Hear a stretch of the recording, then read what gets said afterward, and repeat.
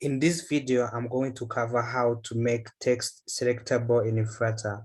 If you are web developer, you know how this is simple using HTML and CSS, but in Flutter, you need to do something extra. So I'm going to have a scaffold, and I'm going to put the up bar, which is not necessary, to be honest, for this demo, but I'm going to have it for now anyway.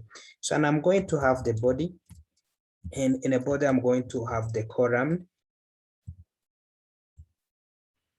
and I'm going to have inside column to have a list of widgets, and within the list of widgets, let me put this here, and within the list of widgets, I'm going to have the image network that I'm going to display at the top. So if you don't see where this image is coming from, I've already defined some constant variable at the top here. So I have my image URL, and I'll have the text, which I'm going to turn it to a selectable text later. Then I'm going to wrap this widget with within a container so that I can be able to wrap it and give it the width and height that I want. So I'm going to make it 200 and height of 200 so that it is a little bit visible. This is just for me being a good designer, nothing more.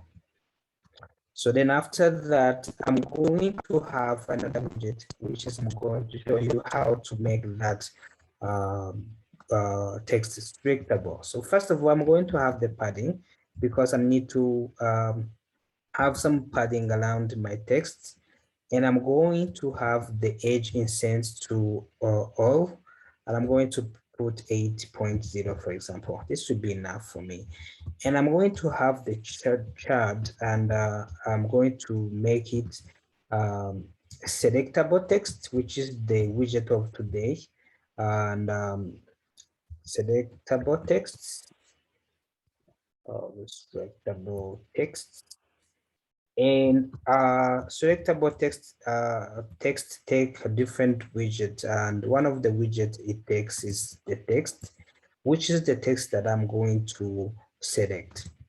And the second parameter that I can pass is text align, and I can choose it to be center, and I can also show the cursor. Show the cursor. If you know Flutter, showing the cursor on the text doesn't work by default, so that's why you need to enable it to true. And you can choose the color of the cursor, and also you can choose the cursor radius if you want. And I don't want to just explore all of the options that you have, but another option I think that is interesting is toolbar action. So with the toolbar action, you can decide if the user will be able to copy the text and paste it in the other software they have, or if they can select the entire text. So if I enable this, the user will be able to select the entire text. So if I run the application, you can see that let me close this first of all, and let me run it again. You can see that the user will be able to run to select the text and be able to paste it anywhere they want.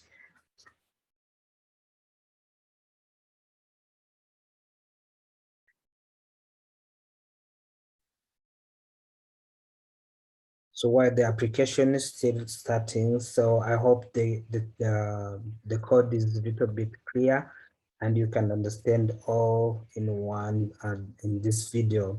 And if you have a question, I drop them in the comment. I also share the code base to GitHub so that you can check them out and see how I have done this in my GitHub repository. So it's taking a little bit of time.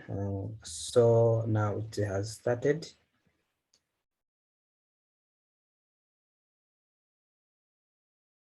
Okay, it's crashing. I don't know why. So let me run it again.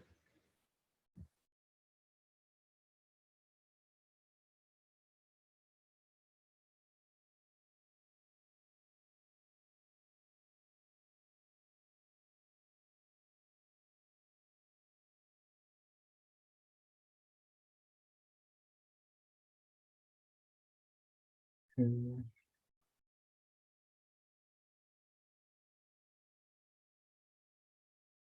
Yeah, you can see that the application has started, and my image, my little image is just here. Also, I can select, you can see that I'm able to select the text. And if I do right click, I can be able to copy, and you'll be able to see where the cursor is, and you can see that the cursor color is red. If I go to the software and try to paste the text that I have copied, so let me remove this one and paste. We see that I am able to copy and paste the text anywhere I want. That's what I wanted to show you in this video. You can see that selecting text is much easier. And if I have any question, feel free to go to my GitHub page and check out the source code. And you can find the source code in the description. Thank you.